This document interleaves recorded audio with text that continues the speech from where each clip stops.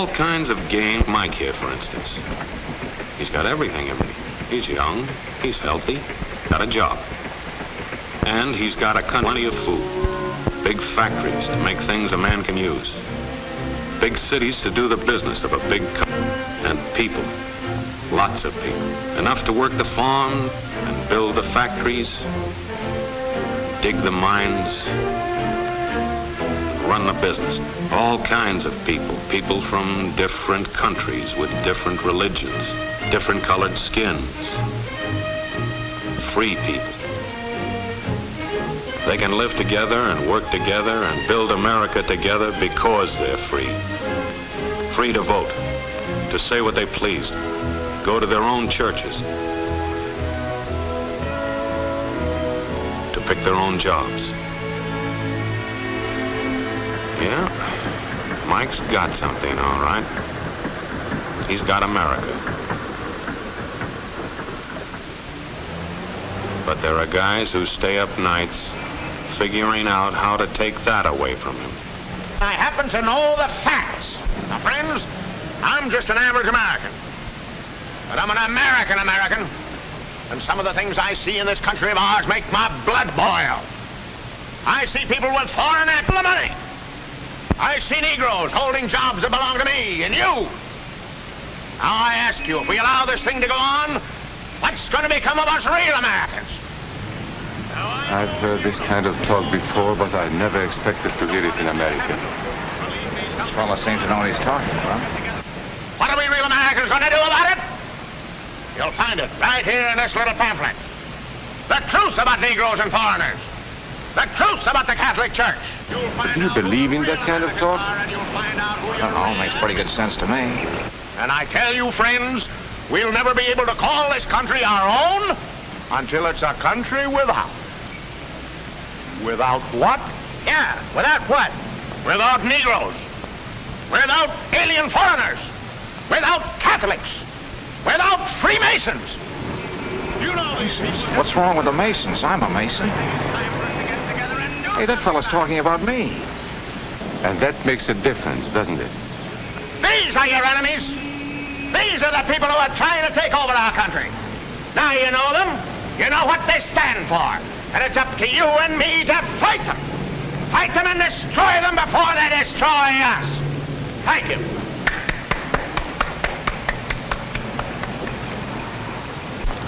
Before he said Masons, you were ready to agree with him. Well, yes, but he was talking about... What about those other people?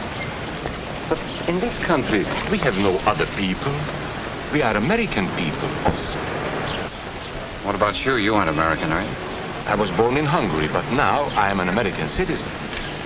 And I have seen what this kind of talk can do. I saw it in Berlin. What were you doing there?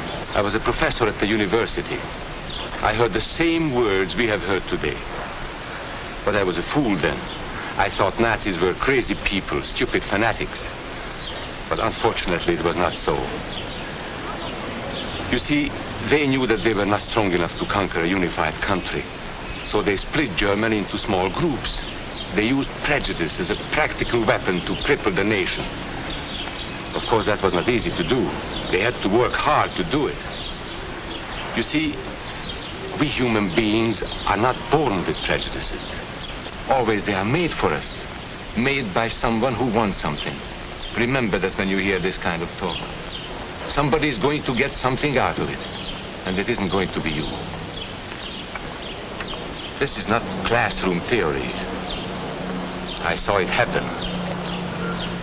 I saw it first in Berlin in 1932. 5 young men that I knew were standing in the crowd listening to the Nazi speaker. Eric was a Catholic. Anton, a student of mine, was a Jew. Heinrich owned a small hardware store. Karl was a farmer. And Hans was an unemployed metal worker. To all Bavarian Germans, I say it is time you inherited the nation which rightfully belongs to you. To you alone belongs the glorious destiny of the greater Germany. The Nazi Party will provide land for the farmer, work for the worker, and profits for the small businessman. Who is getting these things now? The Jew. The Jew who has stolen our nation and our birthright. Who makes all the money and takes all our jobs. The Jew, he must be shunned. He must be ostracized. He must be eliminated. And the Catholics. We don't want our great nation run by a foreign church. We Germans will know what to do with these people when the time comes.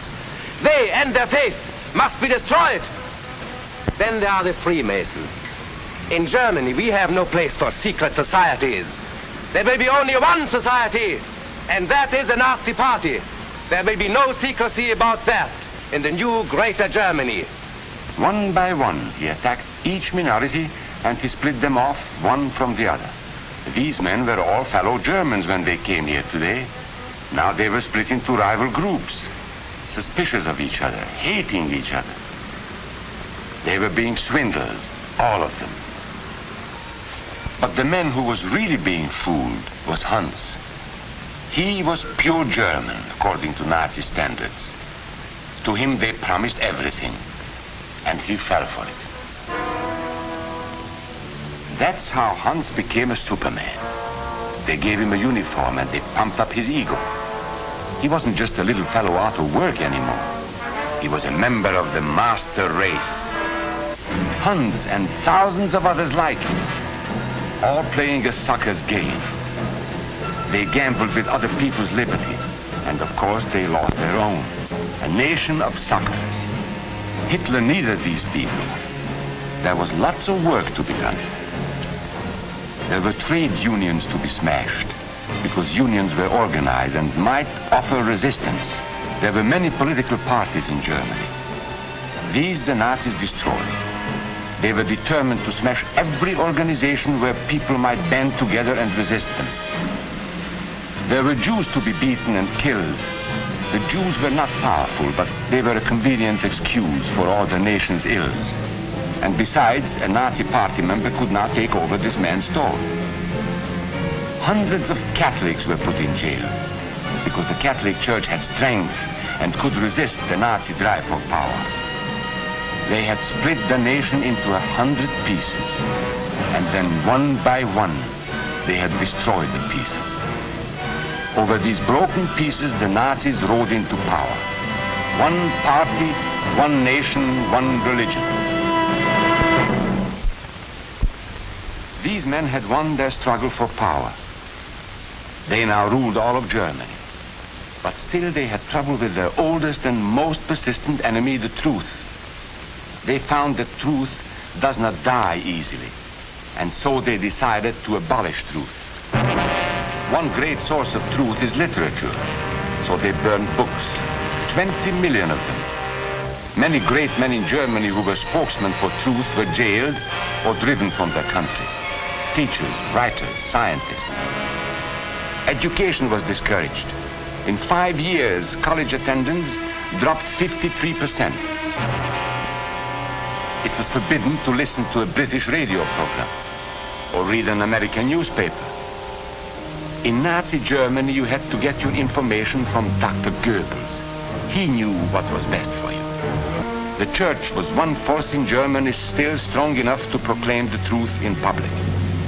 This Catholic priest was arrested the following day on charges of immorality. The Protestant church also continued to try and fight for truth. The Nazis put this man in a concentration camp. There were others who spoke for truth, and I am proud to say that educators were among them. And what, may I ask, is an Aryan? I don't know myself. But let us see what our present so-called authorities have to say about him. They say he is tall,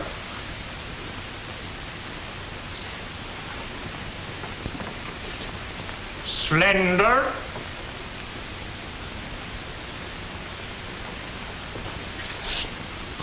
blue-eyed, and blonde. There is no Aryan race. And more important, there is no master race. There are people who may find these ideas convenient. but science cannot support them. There is no scientific proof that there's any correlation between a man's racial characteristics and his native ability or character. In all racial groups, we find the same range of potentialities. We find idiots and geniuses. We find criminals and philanthropists. We must judge each man as an individual and not by the color of his skin or his eyes or by the length of his nose.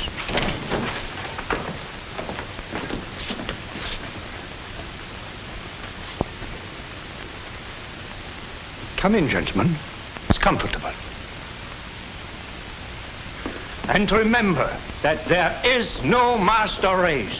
That is a scientific truth. Anyone who tells you otherwise is lying.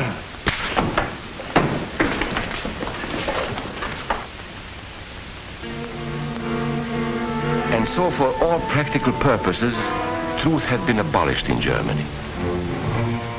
A lot of my German friends wondered what had hit them. How did it happen? Where did it start? It started right here. And this was where it could have been stopped. If those people had stood together, if they had protected each other, they could have resisted the Nazi threat. Together they would have been strong. But once they allowed themselves to be split apart, they were helpless. When that first minority lost out, everybody lost out. They made the mistake of gambling with other people's freedom. Now let's see how those bets paid off. Karl the farmer was gambling on a better life for himself. What he got was extra hours of back-breaking work, as much as 100 hours a week. He was forced to stay on his land and produce what he was told to produce, because now Hitler was preparing for war. For Heinrich, who owned a hardware store, the bet didn't pay off either. 104,000 small businesses were closed in 2 years. And for Hans, conditions hadn't improved any. He had a job now in the munitions factory, but he worked long hours for little pay. The working conditions grew increasingly bad. And even though he didn't like the job, he wasn't permitted to leave it. And when Hitler decided the time was right, Germany went to war. Not by declaring war, but by a carefully prepared sneak attack. Once again, Hitler needed Hans to do his dirty work. Hans was an expert at brutality this time, and Hitler had decided to use Hans and his brutality against other peoples, the Czechs, the Poles, the French, the Russians. But in the crucial test of war, Hitler's race theories didn't pay off. His pure-blooded supermen were defeated by the mongrel armies he despised. By the British at El Alamein.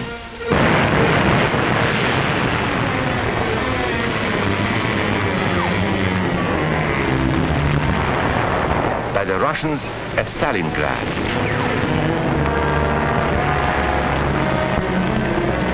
Then on D-Day by American soldiers of every color and religion, who smashed across the Normandy beaches and drove on through to the heart of Germany.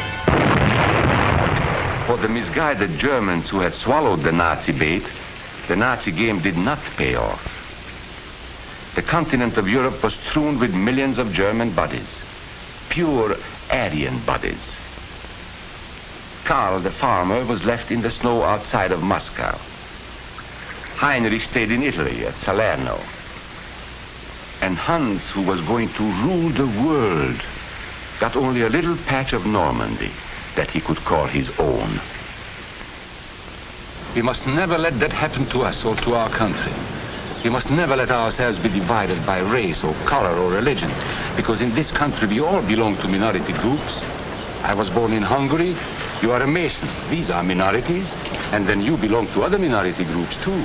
You are a farmer. You have blue eyes. You go to the Methodist Church. Your right to belong to these minorities is a precious thing.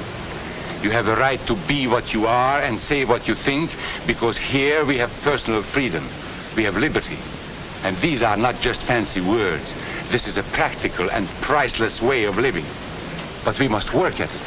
We must guard everyone's liberty, or we can lose our own. If we allow any minority to lose its freedom by persecution or by prejudice, we are threatening our own freedom. And this is not simply an ideal. This is good, hard common sense. You see, here in America is not a question whether we tolerate minorities. America is minorities. And that means you and me.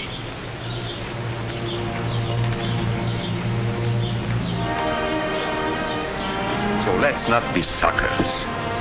We must not allow the freedom or dignity of any man to be threatened by any act or word.